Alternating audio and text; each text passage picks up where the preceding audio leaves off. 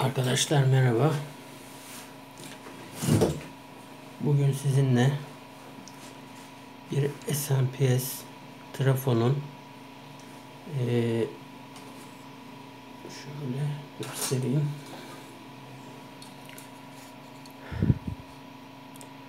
12 volt çıkışlı bir trafonun voltajını biz 24 volta çıkarmaya çalışacağız. Gördüğünüz gibi çıkış voltajı 12 volt. Şimdi ne yaptık? Voltajı yükselttiğimizde şurada 16 voltluk kondansatörler vardı arkadaşlar.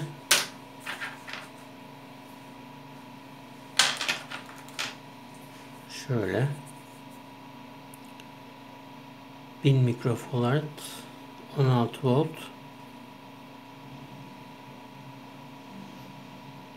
1000 mikrofarad 16 volt 5 tane kondansatör vardı.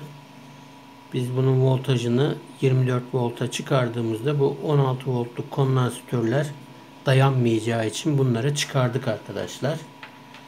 Bunun yerine elimizde şöyle oldukça büyük 50 volt 6800 mikrofarad bir kondansatör vardı.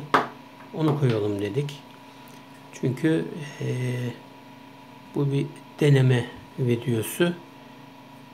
Yani 24 voltun haricinde bunu daha da yükseğe çıkarabilir miyiz diye şöyle 50 volta kadar deneriz diye böyle 50 voltluk bir kondansatör takayım dedim. Ve şuradaki potansın devamında şurada yaklaşık 2K'ya yakın bir direnç vardı. Bu direnci de yerinden söktüm. Yerine 10K'lık bir potans taktım arkadaşlar. Şuradaki potansımızı da 1K'lık bir potans arkadaşlar. Şu 1K'lık bir potans. Bunu 1K'ya gelecek şekilde bıraktım. Yani bu 10K'yı sıfırladığımızda yine burada bir 1K direnç kalsın diye bunu 1K'ya çıkardım ve bıraktım. Bu 10K'lık potansı da sıfırla işte 1K 2K arasında oynatacağız ve bakacağız normalde 12 voltluk çıkışımızı kaç volta yükseltebiliyoruz. Onu görmeye çalışacağız arkadaşlar. Ama dediğim gibi bu işlemi yaparken kondansatörlerimizin 16 voltluktu. 12'den 25 volta 30 volta çıkardığımızda bu kondansatörler dayanmayacağı için o kondansatörleri çıkardık. Yerine daha güçlü bir kondansatör taktık. Şimdi denememizi yapabiliriz. Şöyle ölçü aletimizi de hazırlayalım. Evet. Fişi takıyorum arkadaşlar. Hemen voltajımıza bakalım.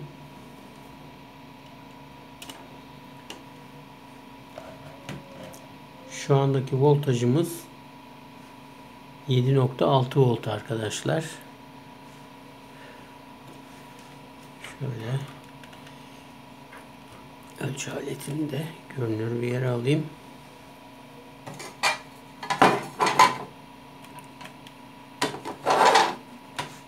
Şöyle ölçü aleti de görünsün. Gördüğünüz gibi 7.6 volt. Şimdi potansımızın değerini değiştirerek bakalım voltajımız kaç volta kadar çıkabiliyor.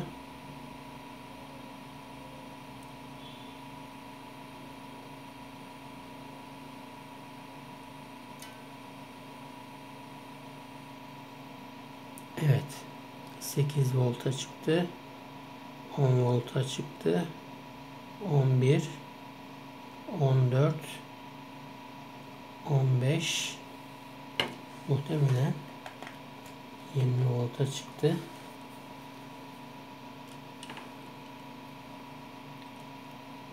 17, 19, 22, 24 volta çıktı arkadaşlar. 12 voltluk SMPS trafomuzu 24 volta çıkardık. Daha ne kadar çıkabiliriz? Deniyoruz. Son sınırımız 50 volt. Evet. 24 volta kadar çıktı. İlginç. Potansı şu an son hanesinde. Muhtemelen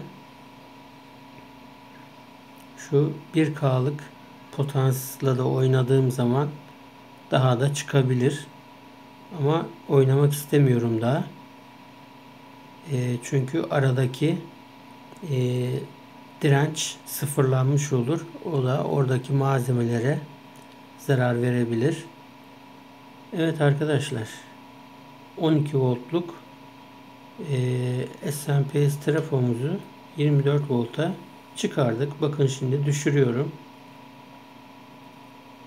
12 volta düştük. Ve 7 voltlara kadar düşebiliyor.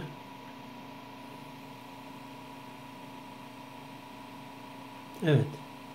7,5 volta kadar 7,4 volta kadar düşüyor arkadaşlar. Ve 24 volta kadar çıkıyor. Tekrar çıkartıyorum. 10, 16, 23 ve 24,6 volt. 24,5 volta kadar çıkabiliyoruz. Evet arkadaşlar. Benim bazı devrelerde 24 volta ihtiyacım oluyor. Onun için bunu denemek istedim. Ve gayet işimi görecek bir sonuç aldım arkadaşlar. Gördüğünüz gibi 12 voltluk SMPS trafoyu 24 volta çıkardık. Dediğim gibi buradaki kondansatörleri 24 volta dayanacak bir kondansatörle değişmeden bu işlemi yapmayın. Yaparsanız buradaki kondansatörler 16 voltluk. Siz 16 voltun üstüne çıktığınızda buradaki kondansatörler patlayabilir arkadaşlar. O yüzden ben de şöyle 50 voltluk bir kondansatörle buradaki 16 voltluk kondansatörleri değiştim. Hepsi birbirine paraleldi zaten. Bu kondansatörlerin 5 tane 16 volt 1000 mikrofaradlık kondansatörlerin hepsi birbirine paraleldi. Ben de bir tanesinin ayağından şöyle bir kabloyla böyle bir kondansatöre bağlantı yaparak buraya 50 volt 6800 mikrofarad değerinde bir kondansatörle değiştirdim. Evet. Oldukça güzel bir sonuç aldık. Tabi bu konuyla ilgili çekim yapmış arkadaşların söylediği benim şu anda onun denemesini yapamadım ama yapacak arkadaşlara da bilgi olsun diye aktarmak istediğim bir konu. Biz 12 voltluk ve 12 amperlik bu devreyi 24 volta çıkarınca tabii ki bu trafonun gücü 24 volta çıktığında tekrar 12 amper gücünde olmuyormuş arkadaşlar. Onun denemesini henüz yapmadım. Daha sonra yapabilirim. O yüzden siz de eğer 12 volt 12 amper güce ihtiyacınız varsa, amper olarak 12 ampere ihtiyacınız varsa, bunu 24 volta çıkardığınızda amperinin düştüğünü de hesaba katarak bu işinize yarayacak mı, yaramayacak mı, ona göre işlem yapabilirsiniz. Ve şu anda bu 12 amper 6 ampere de düşmüş olsa 24 volt 6 amper benim işimi görür arkadaşlar. O yüzden böylece elimdeki 12 voltluk SMPS trafoyu 24 volta çıkarmış oldum. Böylece 24 volt voltajla çalıştıracağım devreleri bununla çalıştırabilirim. Tekrardan 24 voltluk bir güç kaynağı almama gerek kalmadı arkadaşlar. Evet. Bugünkü videomuzda bu şekilde. Daha önce şuradaki yine trim potun devamındaki bu direncin değerini küçülterek bir voltaj artışı yapmıştık. Ama yaptığımız voltaj artışı küçük bir değerdeydi. Nasıldı? 12 voltu 15 volta çıkarmak istiyorduk. Onunla ilgili bir voltaj artışı yapmıştık. Ama şu anda 12 voltu 24 volta çıkarabilmek için bir voltaj artışı yapma ihtiyacı duydum arkadaşlar. O zaman da buraya şöyle bir 10K'lık potans takarak, 10K'lık takmaya gerek yok. Elimde 10K'lık potans vardı ya, 10K'lık potans taktım arkadaşlar. Muhtemelen bir 5K'lık potans da olsaydı elimde, o da aynı işi görecekti. Çünkü buradaki direncimiz yaklaşık 2K değerlerinde bir direnç. Yani 5K'lık bir potans da işimizi görürdü.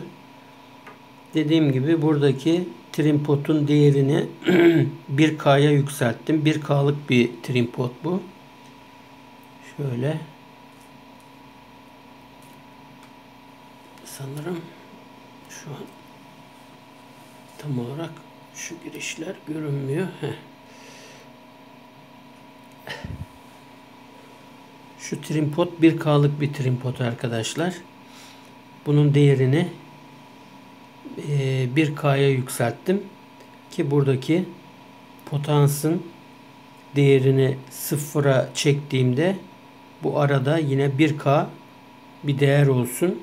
Üzerinden geçen akım herhangi bir malzemeye direkt temas ederek bir zarar vermesin diye bunu yine 1K'da bıraktım ve araya şuradaki 2K'nın değerini değiştirecek şekilde bir potans taktım arkadaşlar. Yaptığımız işlem bu. Bakın buradaki direncin ayağını çıkarmışım.